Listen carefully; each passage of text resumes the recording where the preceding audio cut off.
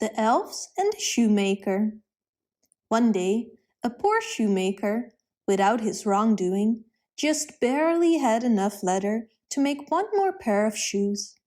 In the evening, he cut the leather so he could make the shoes in the morning and went to bed. But to his amazement, he found 2 finished shoes on his working table the next morning. Confused, he stared at the shoes and saw that they were made with great precision and care. A little while later, a customer came to his store and wanted to try the shoes. He walked around for a bit and was very satisfied. He was so satisfied that he paid much more for the shoes than was custom. With that money, the shoemaker could buy enough leather for 2 pairs of shoes. That evening, he cut the leather so he could make the shoes in the morning. But when he woke up, the shoes were already done. A couple of hours later, he had sold the shoes and had enough money to buy leather for 4 pairs of shoes. And again, the next morning, he found 4 pairs of perfect shoes. This went on for a while. All the leather he cut in the evening, by morning, magically was a perfect pair of shoes. And soon, the shoemaker was not poor anymore and lived a prosperous life. One night, just before Christmas, when the man had cut the leather, he said to his wife, "Shall we stay up and see who helps us?"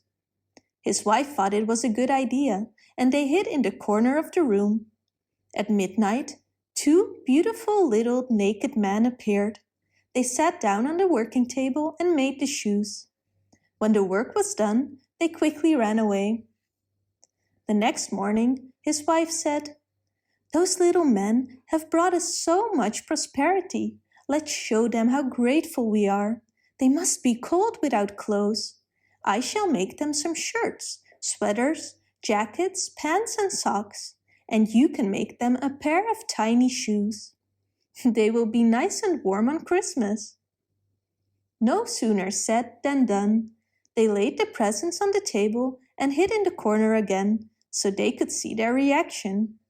At midnight, the men entered the room.